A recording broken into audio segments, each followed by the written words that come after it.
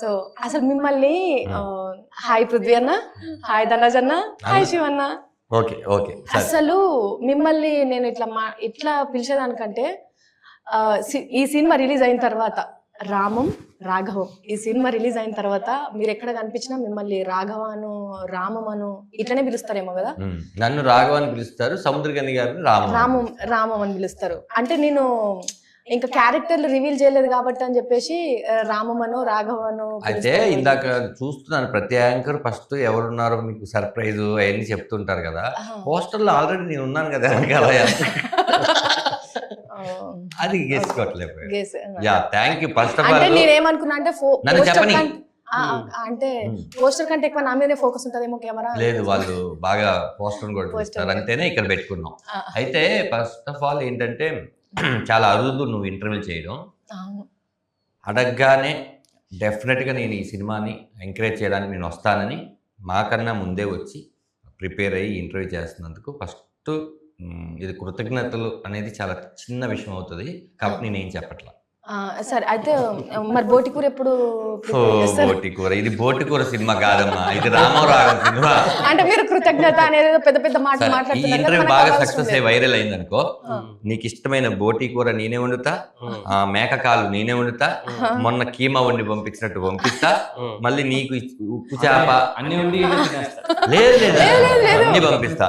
అసలు మీకు తెలియదన్నా వంట ఎంత అద్భుతంగా చేస్తారంటే అంత అద్భుతంగా చేస్తారు.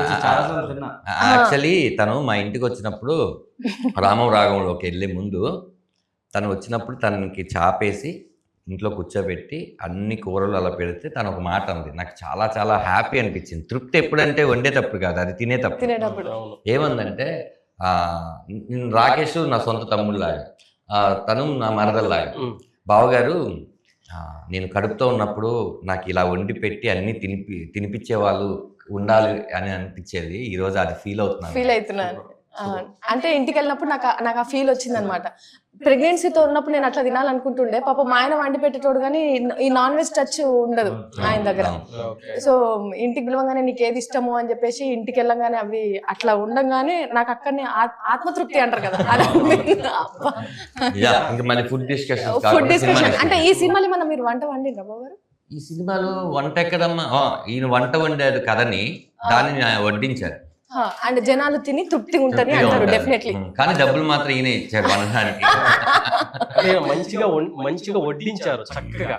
అవును, అంటే ఎంత మంచిగా వండినా వడ్డీయడం కూడా ప్రేమతో వడ్డించకపోతే తినేటోళ్ళకి అది కడుపు నిండదు. సో వంటకేలు వచ్చింది ఈ ముచ్చట కాబట్టి రామం రాఘవం మనం ఇంక ఈ సినిమాలోకి వెళ్ళిపోదాం. ఎందుకంటే తిండి గురించి కడుపు నిండిన తర్వాత మాట్లాడుకునే మాట ఇంకా హ్యాపీ ఉంటది కదా. సో ఈ సినిమాకి బేసిక్ గా మీరు తండ్రి, మీరు ఇంటి అమ్మ, తండ్రి తండ్రి కొడుకు. సో అంటే కథ రాసుకునే దాంట్లో శివన్న నేను మీకు నిజంగా హ్యాట్స్ ఆఫ్ చెప్పాలి. ఎందుకంటే మా ఆయన నాతో ఒక మాట అన్నాడు పొద్దుగాల వచ్చేటప్పుడు, రామం రాఘవం సినిమా రిలీజ్ అయిన తర్వాత జనాల నుంచి ఒక మాట వస్తుందమ్మా, దశాబ్దానికి ఒక సినిమా వస్తుంది ఇట్లాంటిది. ఏంటి అంటే ఒకప్పుడు మాతృదేవ భవ, ఇప్పటికీ సినిమాలో ఆ సినిమా వచ్చిన టీవీలో కూర్చొని ఏడ్చేటోళ్ళే ఉంటారు. దాంట్లో నేను కూడా నెంబర్ 1 పర్సన్. సో తర్వాత నాన్న సినిమా కావచ్చు, ఇట్లాంటి ఒక్కొక్క సినిమా ఉంటది. ఇప్పుడు ఈ రామం రాఘవం రిలీజ్ అయిన తర్వాత కూడా ఈ సినిమా ఆ లిస్ట్ లో ఉండిపోతుంది అనిపిస్తుంది నాకు. ఎందుకంటే కొంచెం నేను చూసిన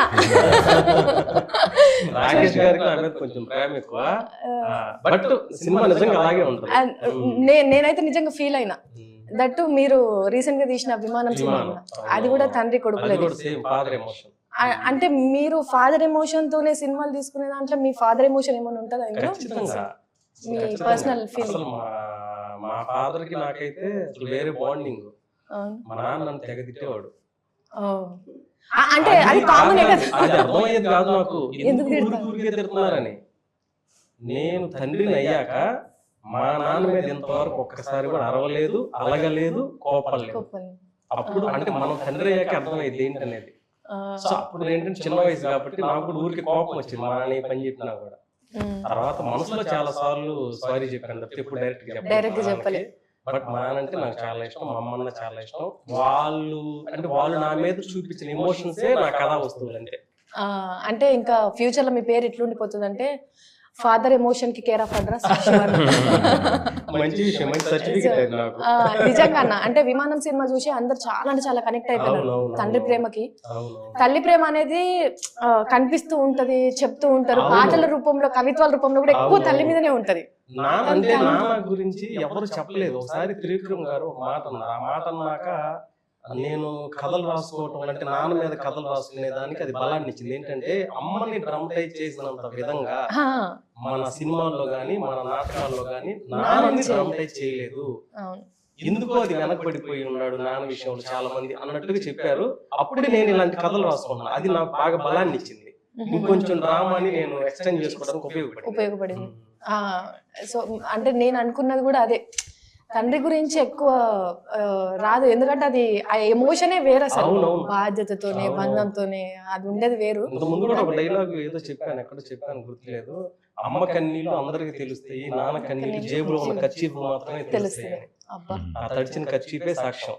సో ఈ సినిమా రిలీజ్ అయ్యేటప్పుడు కూడా మీరు అందరికి కర్చీఫ్ తప్పకుండా. లాస్ట్ లో నాకు తెలిసి అసలు ఏడ్చుకుంటా బయటికి రావడం కాదండి, అసలు ఏం జరిగిందో అర్థం కాదు మూవీలో. అంటే అది నేను రివీల్ చేయను. అసలు లాస్ట్ క్లైమాక్స్ లో అసలు ధనరాజ్ గారు కానీ అద్భుతమైన పర్ఫార్మెన్స్, వాళ్ళ మదర్ క్యారెక్టర్ కానీ అద్భుతమైన పర్ఫార్మెన్స్. అసలు అది మీరు కొత్త ధనరాజ్ గారిని చూస్తారు యాక్చువల్ గా. మనం చూసింది తిన్నాళ్ళు ఏంటి ఈ కమెడీ అన్నా అని అసలు కంప్లీట్ వేరియేషన్ అన్నమాట. అంత బాగా యాక్ట్ చేశారు ఆయన. సో నేను ధనరాజ్ అన్న నేను తర్వాత అడుగుతాను, నేను పైసలు ముందు మాట్లాడిన తర్వాత, ఎందుకంటే ఇవేమో ఇప్పుడిప్పుడే స్టార్ట్ అయిన పుస్తకాలు, అదొక గ్రంథం. ఎందుకంటే అది అది నేను ఈ అన్నతో మాట్లాడిన తర్వాత మీ దగ్గరకు వస్తాను.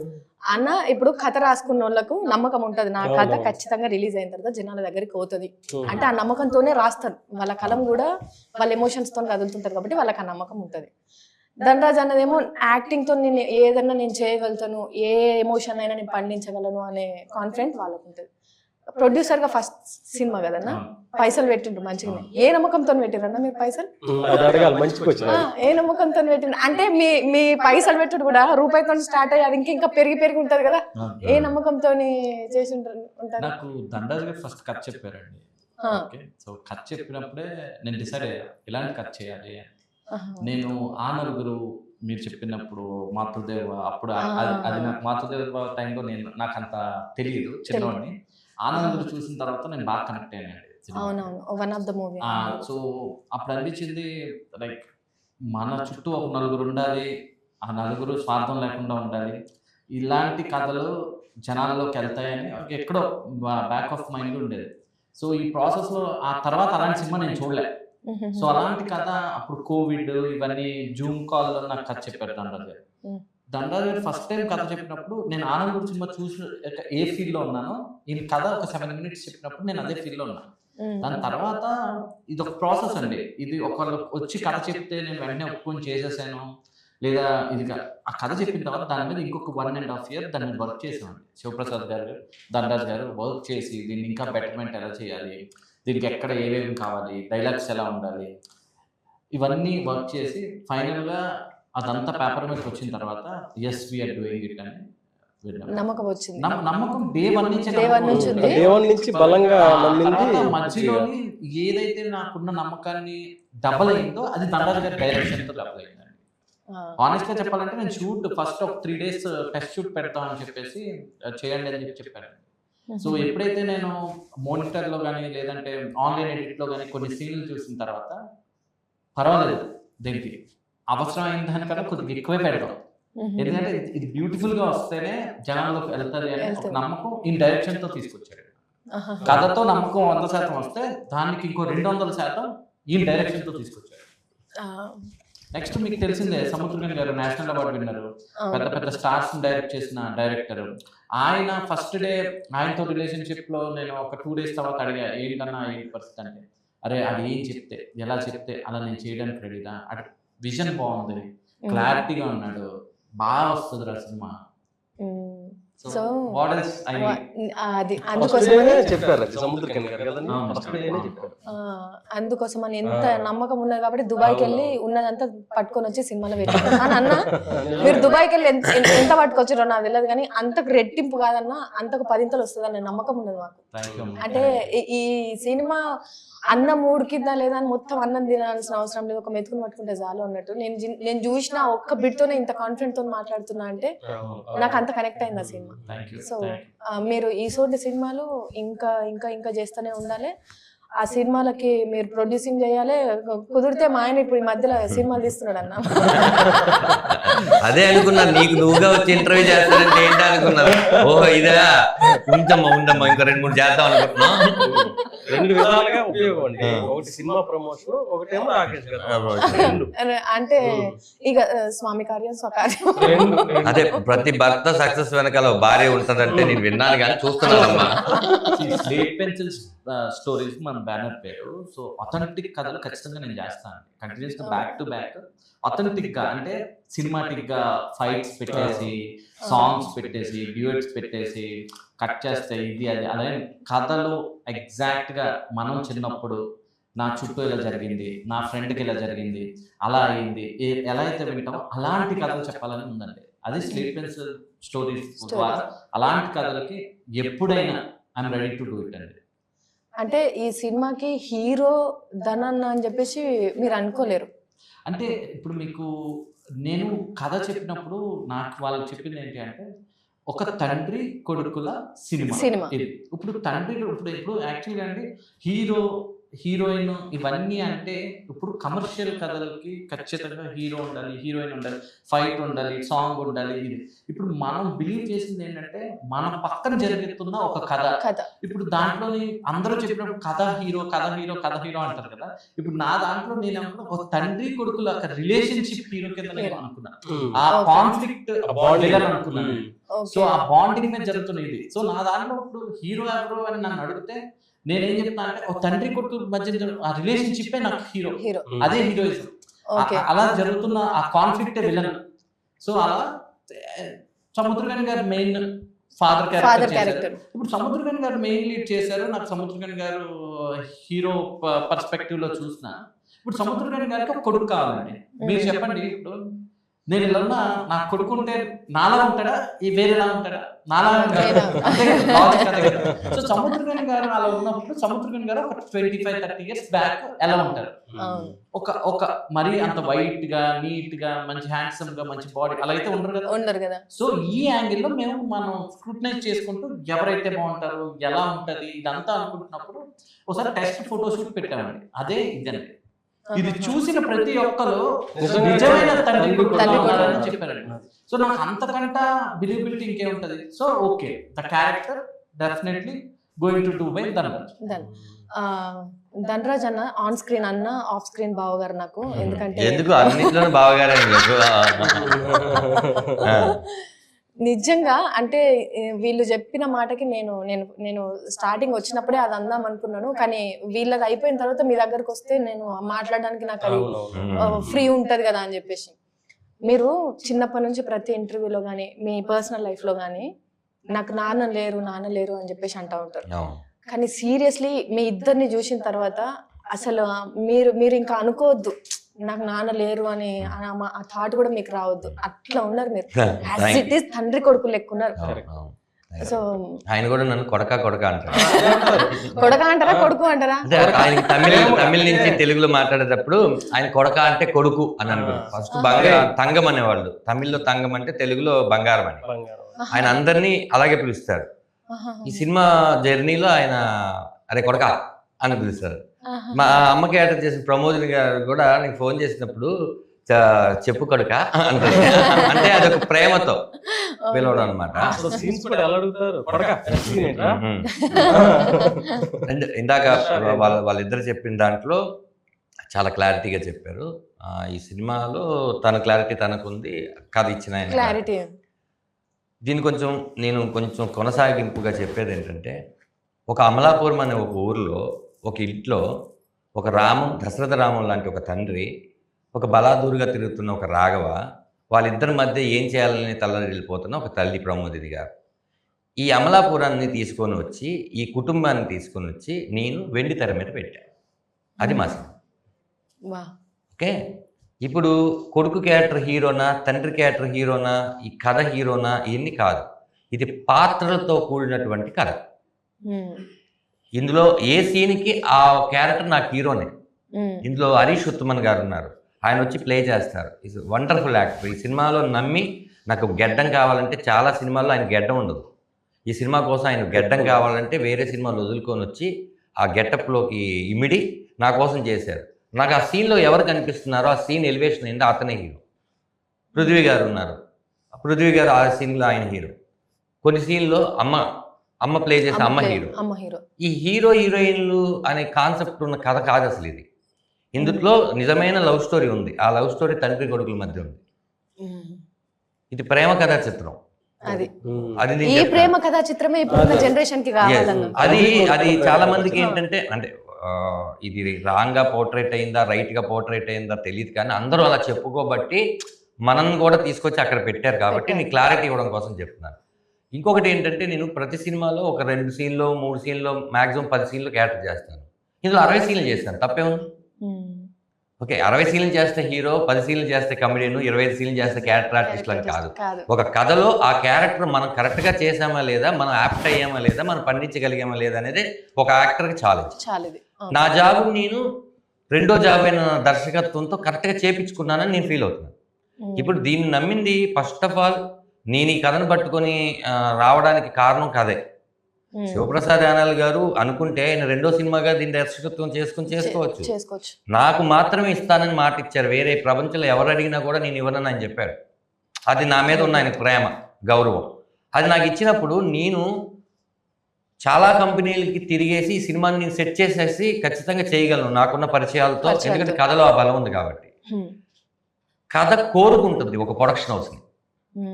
ప్రొడక్షన్ హౌస్ కథ కోరుకోదు. చాలా కథలు రావచ్చు, వాళ్ళు తీయచ్చు. ఈ కథ, ఈ స్లేట్ పెన్సిల్ స్టోరీ పృథ్వీ పోలవరమే తీయాలని కథలో రాసేస్తుంది. ఎందుకంటే ఒక టేస్ట్ ఉన్న ప్రొడ్యూసరే ఈ సినిమాని తీయగలరు.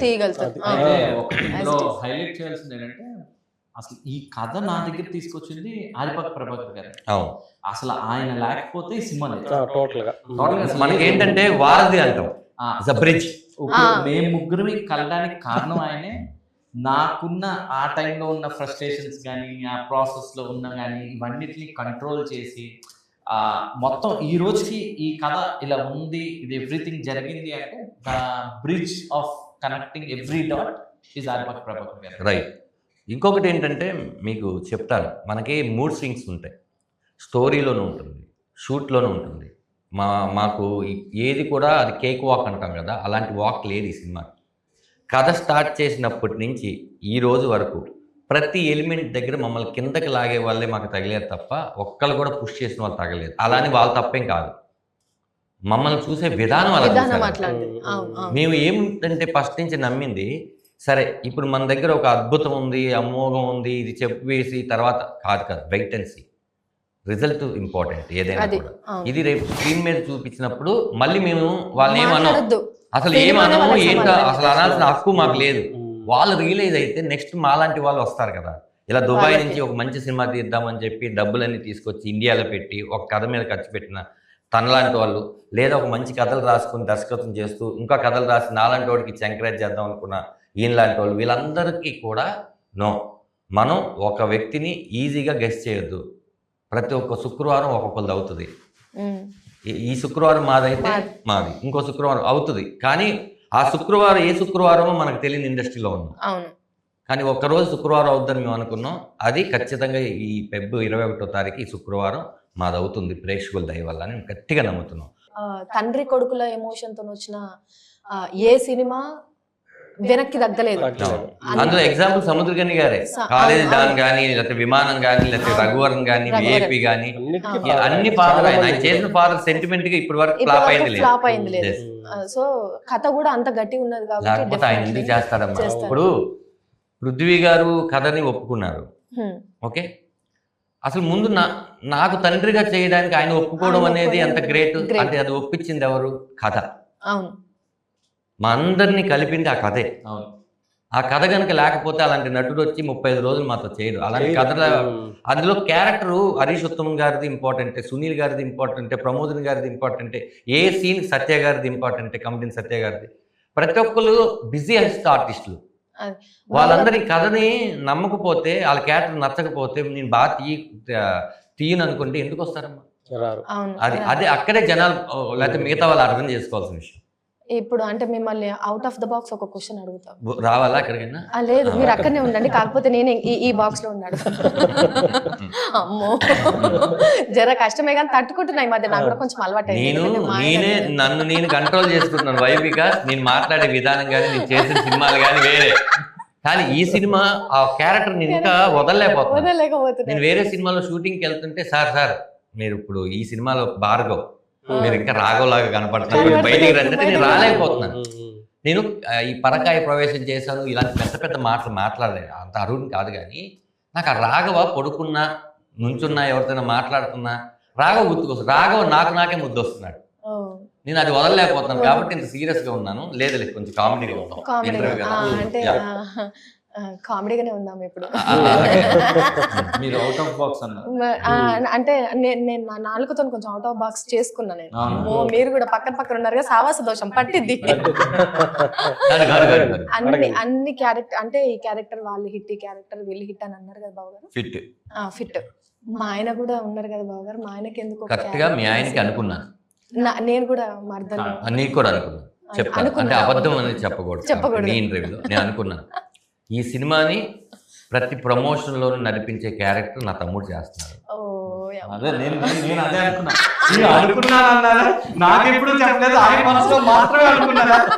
అడగగానే వచ్చి నీ టైంని, నీకున్న చిన్న ఖ్యాతి పాపని కూడా చూసుకునే టైంని మా కోసం ఇచ్చే క్యారెక్టర్ నీకు ఇచ్చారు. ఇంతకు మించింది ఏముంది? సినిమాలో చేస్తే ఒక సీనే, సినిమాలో చూపేది సినిమా అంతా మనదే. అవును, చాలు. ఈ ఒక్క మాటతో ఇంకెక్కువసేపు కూర్చోవాలి. సినిమాలో హీరోగా చేసేటప్పుడు అన్నా మీకు లీడ్ క్యారెక్టర్స్ చేసేటప్పుడు ఎప్పుడైనా అంటే ఈ మన ఇండస్ట్రీలో మీలాంటి కమెడియన్ చాలా యూనిక్. మీరు చాలా అంటే చాలా యూనిక్. అంటే ఒక మాస్టర్ పీస్ అంటారు కదా, అట్లాంటి మాస్టర్ పీస్ మీరు. మేక నవ్వు లాగా ఉంటుందని. అవును, మా ఆయన కూడా నవ్వు.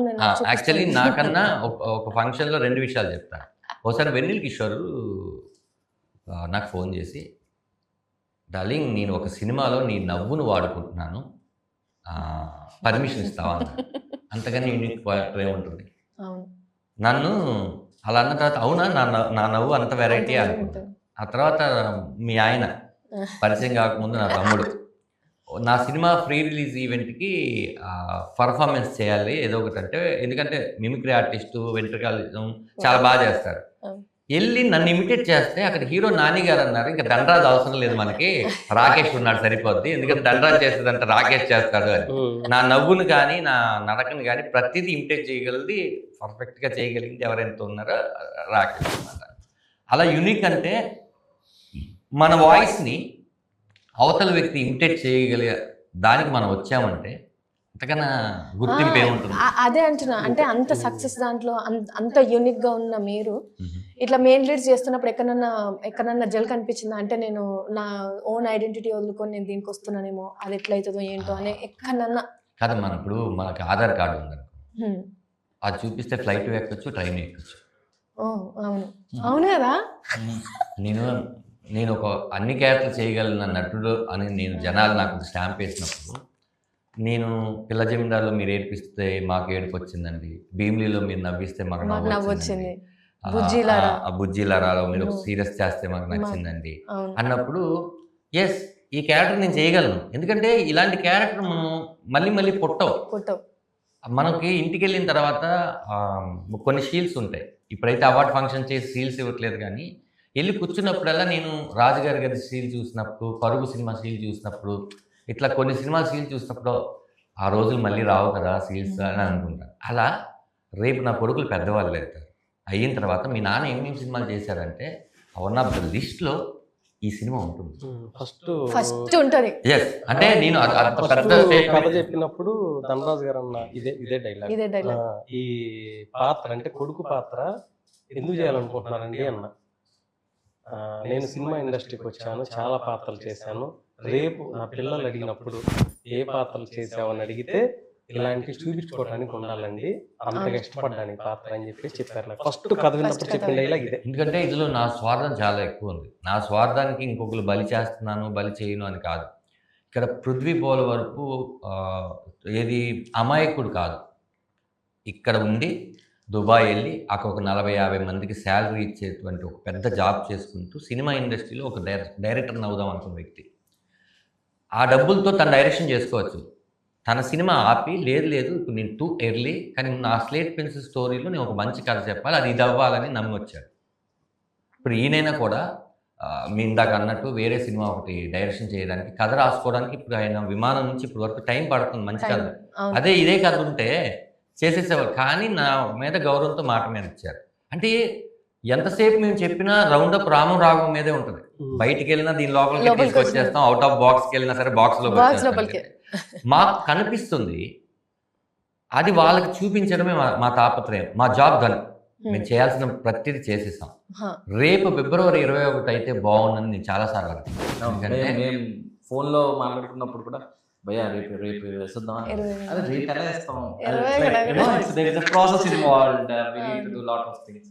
సో ఎప్పుడు కూడా we are so eager to show this film to the audience.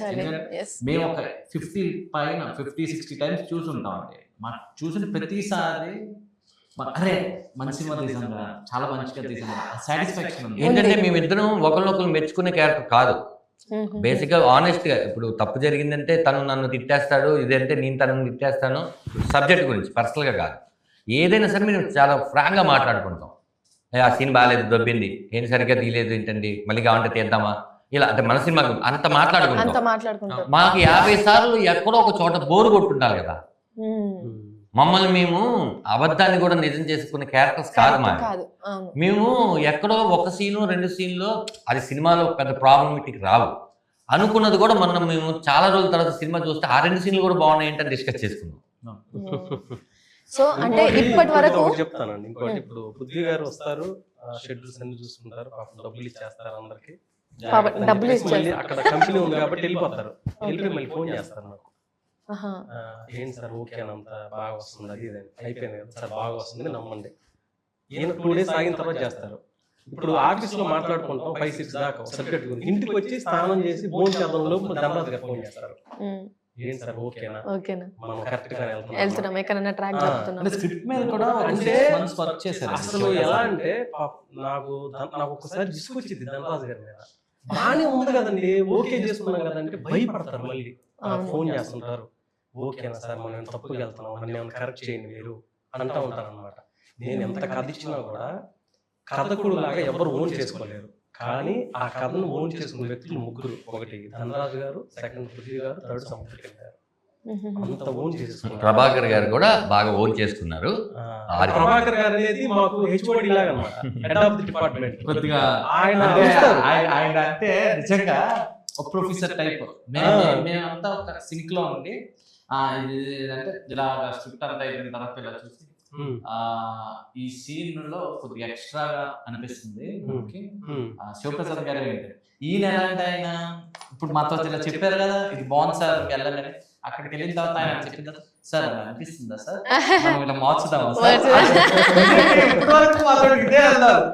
మళ్ళీ అవునండి మరీ అంత కాకుండా అంటే it's like coordination. But maximum అంటే మేము ఏం థింక్ చేసామంటే ఎడిట్ లో కట్ చేయాలి, ఇక్కడే క్లారిటీగా ఉంది. సో ఇలా ఈ ప్రాసెస్ లో మాకు కొద్దిగా ప్రీ ప్రొడక్షన్ కి 1 year పట్టింది. సో శివప్రసాద్ గారిని కూడా బాగా ఇబ్బంది పెట్టాం.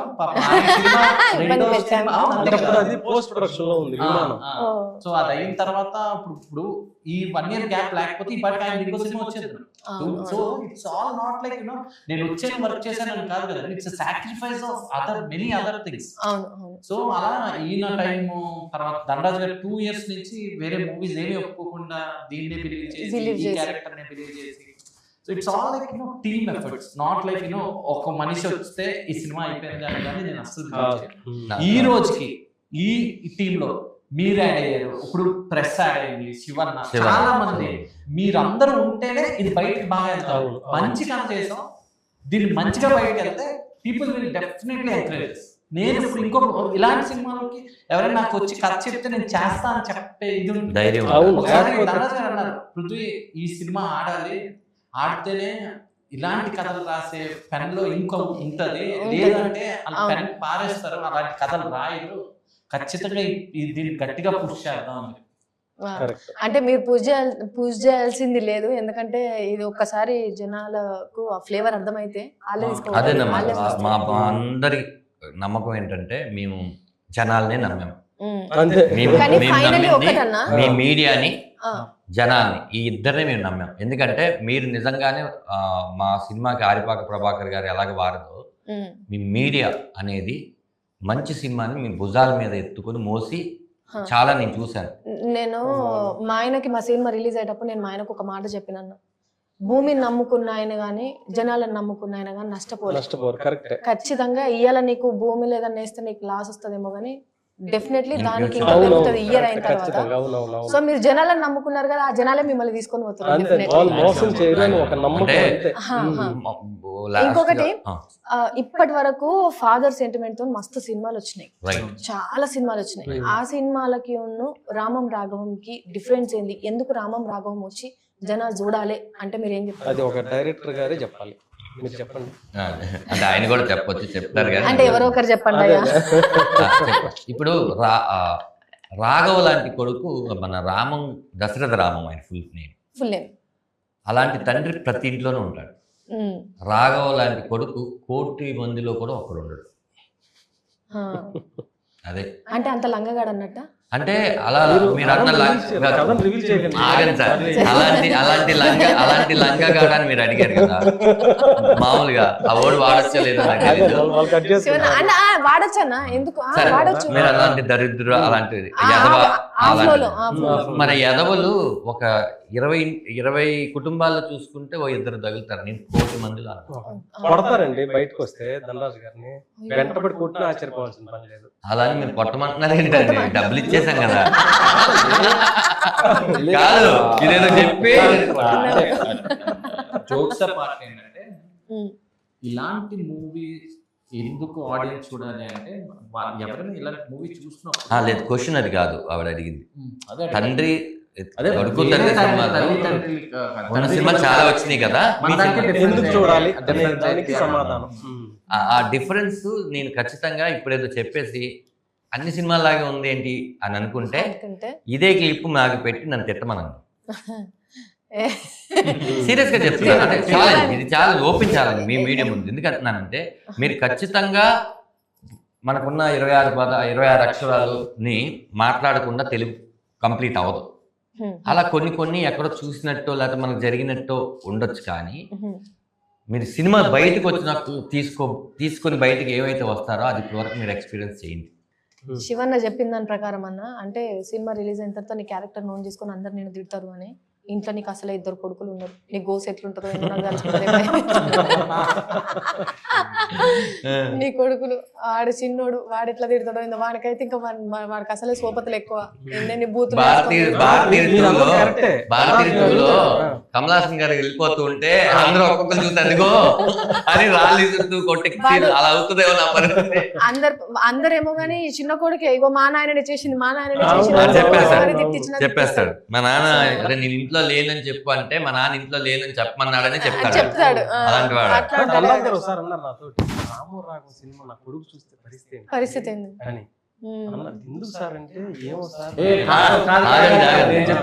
మీరు ఇది చెప్పకూడదు అసలు.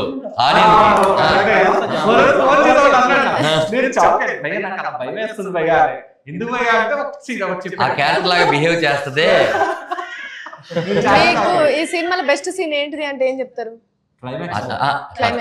నాకు ఈ సినిమాలో చాలా చాలా ఇష్టమైన సీన్ అంటే ఇంకా తృప్తినిచ్చేవంతా సినిమా సెకండ్ హాఫ్ అంతా తృప్తినే. ఫస్ట్ హాఫ్ లో ట్రైలర్ లో కూడా ఉంటుంది, టీజర్ లో కూడా ఉంటుంది. ఇంటి నుంచి నన్ను గెంటేసేటప్పుడు ఆయన మాట్లాడే సీన్ ఉంటుంది. అవును అవును.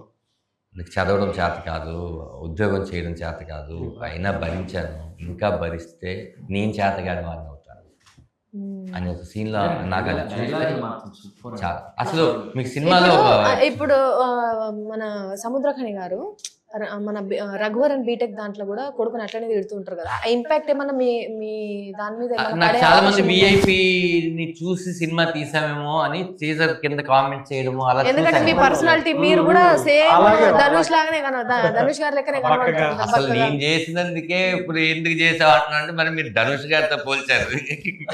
లేదు నిజంగానే, అంటే సేమ్ ఏమంటారు తిట్టడము, కొడుకు మంచిగా ఉండాలి, కొడుకు బాగుపడాలి అని దాంట్లో కూడా అట్లనే అంటూ ఉంటాడు. తండ్రి కొడుకుని బాగు చేయడం కోసం వాడే పదాలు అయ్యే, దాంట్లో మార్పులు ఉండవు. దాంట్లో ఆయన వేరేలాగా మాట్లాడితే మన సినిమా ఏంట్రా అసలు నేచురాలిటీకి దగ్గర లేదు. ప్రతి తండ్రి అలాగే అంటారు, వాడి వెధవా నా కొడుకు అని అంటాడు, అలాగే మాట్లాడాలి.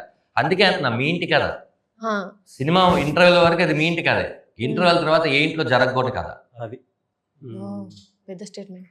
లేదండి, ఒక మంచి ట్విస్ట్తో ఒక మూవీ చూసాన హ్యాపీయెస్ట్ ఫీలింగ్ ఉంటుంది. శివప్రసాద్ గారు చెప్పినట్టు ఆ మూవీ హాంట్ చేస్తుందండి. అంటే చాలా మూవీస్ చాలా మంది చూస్తారు, అది మాక్సిమం కొన్నిసార్లు థియేటర్ నుంచి ఇంటికి వెళ్ళినంత వరకే ఉంటాయి, కొన్ని ఆ రోజు నైట్ వరకు ఉంటాయి, కొన్ని వాళ్ళు చేస్తున్న నెక్స్ట్ డే వరకు ఉంటారు.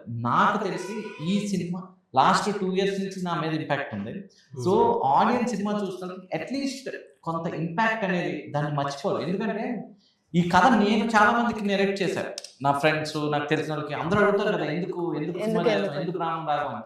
కథ నెరేట్ చేసిన వాళ్ళు ప్రతి ఒక్కరికి ఈ రోజు నాకు ఫోన్ చేసి ఆ కథలో ఉన్న కొన్ని ఆర్టికల్స్ మాట్లాడతారు. So it means it will haunt people. అరే ఇది అసలు డైరెక్షన్ అయితే చాలా బాగా చేశారండి. No one will think he did debuted, first time director కదా. But he did like Sunil garu Sukumar sir కలడానికి వెళ్ళాము మన పాట రిలీజ్ టైంలో. అప్పుడు సునీల్ గారు సుకుమార్ గారితో డైరెక్షన్ ఎలా తీస్తారమ్మా అంటే I was like so happy, like you know అరే ఎప్రిషియేషన్ కదా కావాలి. He was like doing extraordinary job. Direction is like fantastic. అయితే నీ ద్వారా ఫైనల్ గా చెప్పాలనుకుంటున్నా ఏంటంటే Feb 21కి ఈ సినిమా తెలుగు తమిళ్లో సేమ్ డేట్ రిలీజ్ అవుతుంది. మంచి డిస్ట్రిబ్యూటర్స్, మంచి థియేటర్లో. ఖచ్చితంగా మీరు ఈ సినిమాలో ధనరాజు, ప్రొడ్యూసర్ పృథ్వీ అండ్ మన శివప్రసాద్ గారు ఏంటి ఇంత ఎక్కువ చెప్తున్నారు అని మమ్మల్ని తిట్టడానికైనా ఇంతున్న దానికే ఇంత ఎక్కువ చేసి చెప్పుకుంటారు కదా, అట్లాంటిది ఇంతున్నది ఇంకెంత చెప్పాలి. అదే ఆ నమ్మకం వాళ్ళ జనాలు మాకు ఇవ్వాలి, మేము వాళ్ళకి ఇవ్వాలి అంటే ఖచ్చితంగా వాళ్ళ డబ్బులతో టికెట్ కొని వెళ్ళినప్పుడు మమ్మల్ని తిట్టే హక్కు కూడా వాళ్ళకే ఉంటుంది. అంతే, కరెక్ట్. ఖచ్చితంగా. ఎందుకంటున్నానంటే ఎవరో వెళ్ళి సినిమా చూసొచ్చి అతని పాయింట్ ఆఫ్ వ్యూలో అతను ఏ గొడవలతో వెళ్ళాడో అతను చెప్పింది అది మీ పాయింట్ ఆఫ్ వ్యూలో మీకు కరెక్ట్ కాకపోవచ్చు, కానీ అతను చెప్పాడు కదా అని చెప్పి మీరు సినిమాకి వెళ్ళకుండా ఉంటే మన టికెట్ డబ్బులతో మనం వెళ్తేనే మీకు హక్కు. వాళ్ళు ఎవరు బాగాలేదు అంటున్నారు, లేదా వాళ్ళు ఎవరో బాగున్న సినిమా కూడా వాళ్ళు ఎవరో బాగుంది అన్నారు అని చెప్పొద్దు. మీరు వెళ్ళి చూసి ఎక్స్పీరియన్స్ చేయండి. ఎందుకంటే ఈ 2 ఏళ్ళు కష్టపడింది మీకు ఆ పెద్ద స్క్రీన్లో చూపించడం కోసమే, మీకోసమే మేము కష్టపడ్డాం. ఖచ్చితంగా మీరు వెళ్ళండి. నా సినిమానే కాదు, చాలా సినిమాలకు మీరు సినిమా థియేటర్కి వెళ్ళాక ఎక్స్పీరియన్స్ చేయండి, లేదా మేము అఫీషియల్గా ఓటీటీలో ఇచ్చేంత వరకు వెయిట్ చేయండి. పెద్ద సినిమాలు పైరసీలు అయిపోతూ ఉన్నాయంటే అంటే ఈ ప్రొడ్యూసర్ ఏదో ఈజీగా సంపాదించిన డబ్బులు కాదు. మాదంటే ఒక 6-7 కోట్ల సినిమా అయి ఉండొచ్చు, అది మాకు ఎంత పెయిన్ మాకు అర్థమవుతుంది. అలాంటిది 30 కోట్లు 40 కోట్లు 50 కోట్లు పెట్టిన వాళ్ళ సినిమా థియేటర్లో ఉండి కూడా హెచ్డి ప్రింట్లు ఈ ప్రింట్లు ఒక దానికి వచ్చేసి ఆ ప్రొడ్యూసర్ కష్టం. కాబట్టి నేనేమన్నానంటే మీరు ఇంత ముందు వెళ్ళారుగా థియేటర్కి, మన థియేటర్ కల్చర్ ఉందిగా, ఇప్పుడు మనమే కొత్తగా అలవాటు చేస్తలేదు కదా, మీరు థియేటర్కి వెళ్ళండి. మళ్ళీ ఆ రోజు మనకు వస్తే మంచి సినిమాలు చెప్తాం. సినిమా అనేది మన పార్ట్, అది మన జీవితంలో అది సినిమా కూడా ఒకటి ఉంది, దాన్ని మర్చిపోవద్దని ప్రేక్షకులు రిక్వెస్ట్ చేస్తాను. చూసిండ్రు కదా, ధనరాజ్ గారు ఫస్ట్ టైం డైరెక్షన్ చేసి ఒక మంచి సినిమాని 100కి 1000% మీ అందరికీ నేను మంచి సినిమా ఇస్తున్నానే కాన్ఫిడెంట్తో ఉన్నారు. ఇక ప్రొడ్యూసర్ అన్న గురించి చెప్పాల్సిన అవసరం లేదు, ఎందుకంటే కొత్తగా లగ్గం చేసుకున్నాడు, సంవత్సరం బిడ్డ ఉన్నది, అయినా కూడా ఆ బిడ్డ గురించి ఆలోచించకుండా సినిమా మీద పెట్టిండు. ఏ నమ్మకంతో పెట్టిండు అంటే ఈ సినిమా రిలీజ్ అయిన తర్వాత మీకే అర్థమవుతుంది. అంత మీకు కావాల్సిన మొత్తం కంప్లీట్ ఎమోషన్ ఇందులో ఉంటుంది. ఒక అమ్మాయితోని డ్యూయట్లు అట్లాంటి మాత్రం ఎక్స్పెక్ట్ చేయకండి. నాన్నతోని తిట్ల డ్యూయట్, అమ్మతోని తిట్ల డ్యూయట్లను ఎక్స్పెక్ట్ చేయండి. అది ఎప్పటికీ మనకు నచ్చేదే కాబట్టి. కానీ తండ్రి కొడుకుని తిట్టడం అనేది కామన్, కొడుకు తిట్లబడడం అనేది కూడా కామనే. సో ఈ సినిమా చూసిన తర్వాత తండ్రి పెయిన్ ఏంటిది, ఎట్లుంటది, కొడుకు ఎట్లా చేస్తుంటే తండ్రికి అంత ఎమోషనల్ అవుతుంటాడు, కోపాన్ని బయటికి చెప్పుకోలేక, ఆ ప్రేమను బయట పెట్టలేక, ఎంత తండ్రి ప్రేమ ఎట్లుంటది అనేది డెఫినెట్లీ మనకు రామం రాఘవం సినిమాలో కనిపిస్తుంది. ఖచ్చితంగా ఈ మాట ఒకటి చెప్తాను. ఇప్పుడు నువ్వు అన్నావు కాబట్టి అది ఖచ్చితంగా చెప్పాలి. ఏంటంటే మనల్ని ఎవరైనా తిట్టినప్పుడు వాళ్ళ మీద అలిగి మనం బయటికి వెళ్ళిపోతాం. కానీ వాళ్ళు తిట్టడానికి రీజన్ ఏంటి, తిట్టిన తర్వాత వాళ్ళు ఎంత బాధపడ్డారని మనం చూడం. నేను అసలు సినిమాలో చూపిస్తాను.